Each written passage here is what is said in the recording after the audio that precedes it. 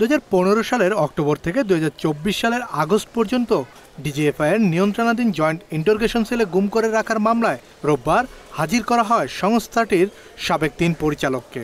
Prosecution বলছে, এই সময়ের মধ্যে 26 জনকে আয়নাঘরে নিয়ে গুম নির্যাতন করা হয়, যারা পরবর্তীতে ফিরে আসেন। গুমের নির্দেশটা দিতেন সরাসরি শেখ হাসিনা, আর তা বাস্তবায়ন করতেন তার নিরাপত্তা উপদেষ্টা তারেক আহমেদ সিদ্দিকী। ট্রাইব্যুনালকে এমনটাই জানান চিফ প্রসিকিউটর তাজুল ইসলাম। বলেন, সরকার যাদেরকে হুমকি মনে করত তাদেরকে ধরে এনে রাখা হতো আয়নাঘরে, কারো কারো পরিণতি হতো নির্মম মৃত্যু। কমান্ড স্ট্রাকচারটা ছিল যে মূল নির্দেশটা আসতো সবসময় শেখ হাসিনার কাছ থেকে। যখন শেখ হাসিনা সরাসরি নির্দেশ না দিতেন, সেই জায়গাগুলো শেখ হাসিনা তার সামরিক উপদেষ্টা তারিক সিদ্দিকী, যিনি তার ছোট বোনের দেবর, তার মাধ্যমে নির্দেশ দেওয়া হতো। Tariq Siddiqui DGFI, army, RAB, police সবার উপরে ক্ষমতাধর ব্যক্তি ছিলেন। তিনি শেখ হাসিনার পক্ষে কমান্ড করতেন কাকে কখন গুম করতে হবে, কাকে হত্যা করতে হবে, কাকে বন্দি রাখতে হবে, কাকে কখন ছেড়ে দিতে হবে। শেখ হাসিনার পরে তারিক সিদ্দিকী আবার কমান্ড করতেন ডিজিএফআর ডিজিদেরকে। সুতরাং কমান্ড স্ট্রাকচার অনুযায়ী প্রাইম মিনিস্টার, নিরাপত্তা উপদেষ্টা, ডিজি এবং তারপরে ডিজির আন্ডারে ছিলেন সিটিআইবি ডাইরেক্টররা, যারা মূলত এই জেআইসি নামক বন্দিশালাটা পরিচালনার দায়িত্বে ছিলেন। তারা এই নির্দেশটা পালন করতেন। সুতরাং পুরো মামলাটাই ভিত্তি হচ্ছে কমান্ড স্ট্রাকচারের উপরে দাঁড়িয়ে আছে।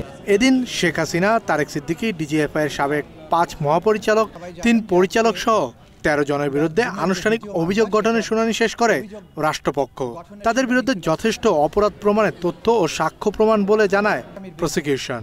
13 জন আসামির বিরুদ্ধে আমরা অভিযোগ এনেছি। মোট 26 জন ব্যক্তিকে 2015 সাল থেকে 2024 সালের 5ই আগস্ট সময় পর্যন্ত ডিজিএফআই পরিচালিত জেআইসি অর্থাৎ জয়েন্ট ইন্টারোগেশন সেন্টার নামে যে বন্দিশালাটি ছিল, সেখানে মানুষদেরকে গুম করে আটক রাখা, নির্যাতন করা যে অভিযোগ, সেই অভিযোগে এই 13 জন ব্যক্তির বিরুদ্ধে আমরা মামলাটি করেছি। যারা শেখ হাসিনার স্বৈরশাসনকে অপোজ করেছেন, তার বিরোধিতা করেছেন, তাদেরকে নিশ্চিহ্ন করার জন্য, তাদেরকে সাইলেন্ট করার জন্য এই গুমকে হাতিয়ার হিসেবে ব্যবহার করেছেন। আমরা এখানে আন্তর্জাতিক আইনের প্রভিশনগুলো তুলে ধরেছি, যে কিভাবে এনফোর্সড ডিসঅ্যাপিয়ারেন্স একটা আন্তর্জাতিক আইনের অধীনে অপরাধ, কিভাবে এটাকে ক্রাইমস অ্যাগেন্স্ট হিউম্যানিটির পর্যায়ে ফেলা হয়। এই সব জিনিস দেখিয়ে আমরা বলেছি যে এই গুমের মতো ভয়াবহতম অপরাধ করার মাধ্যমে এই আসামিরা বাংলাদেশের মানুষকে যেভাবে সাইলেন্ট করার চেষ্টা করেছেন, সেই অপরাধের বিচার যদি না করা হয়, তাদেরকে যদি বিচারের আওতায় না আনা হয়, যথাযথ শাস্তি প্রদান না করা হয়, তাহলে বাংলাদেশে গুমটা আবার ফেরত আসবে। সেই কারণে ভবিষ্যতের জন্য এই দেশকে, এই দেশের মানুষকে নিরাপদ করার স্বার্থে, রাষ্ট্রীয় বাহিনীগুলোকে অপরাধ প্রবণতা থেকে বের করে আনার স্বার্থে এই গুমটা বন্ধ হওয়া প্রয়োজন। সেই জন্য এই বিচার। বাত ব্যথা, প্যারালাইসিস কিংবা আর্থ্রাইটিস, আধুনিক ফিজিওথেরাপি ও পুনর্বাসন চিকিৎসায় নির্ভরযোগ্য নাম ডিপিআরসি। গুমের এই মামলার শুনানিতে এদিন আদালতে উপস্থিত ছিলেন ভুক্তভোগীদের কয়েকজন। বাংলাদেশের ভবিষ্যতে কোনো সরকার প্রধান কখনও এরকম ফ্যাসিবাদী কায়দায় মানুষের উপর জুলুম নির্যাতন না করার সাহস পায়, এবং কোনো জেনারেল যেন কোনো রাজনৈতিক প্রভুর অন্ধ আনুগত্য না করে। এই জন্য এই মামলার মাধ্যমে যদি দৃষ্টান্তমূলক শাস্তি হয়, তাহলে এটা একটা প্রতিরোধমূলক ব্যবস্থা হবে, যেটাকে আমরা মিলিটারি ভাষায় বলি ডেটারেন্ট। আমি ভবিষ্যতে যেন এই ধরনের আর কোনো রকমের বাংলাদেশে এরকম দুর্দিন না আসে, ফ্যাসিবাদী কায়দাকে শাসন না করে, কোনো জেনারেল অন্ধ আনুগত্য করে মানুষের উপরে জুলুম নির্যাতন না করে, গুম খুন না করে, এটার একটা দৃষ্টান্তমূলক শাস্তি হলে ভবিষ্যতে এই ধরনের আর কেউ করার ধৃষ্টতা দেখাবে না। এই উদ্দেশ্যে আমি করেছি, দেশের জন্য, দেশের ভবিষ্যতের কথা, কল্যাণের কথা চিন্তা করে আমি মামলা করেছি।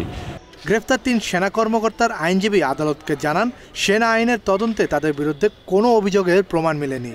আর্মির কর্তৃপক্ষের মাধ্যমে কোর্ট অফ ইনকোয়ারি একটা তদন্ত রিপোর্ট হয়েছে, এবং সেটাকে বলা হয় তদন্ত আদালত। সেই তদন্ত আদালতে এই 3 জন আসামি, যাদের জন্য আমরা ডিসচার্জ পিটিশন দাখিল করেছি, তারা নির্দোষ প্রমাণিত হয়েছে। ট্রাইব্যুনাল 2-এ কুষ্টিয়ায় 6 জনকে হত্যায় মানবতাবিরোধী অপরাধের মামলায় হাসানুল হক ইনুর বিরুদ্ধে 3য় দিনের সাক্ষ্য গ্রহণ অনুষ্ঠিত হয়েছে। কাজী পাপ্পু, বাংলা এডিশন, ঢাকা।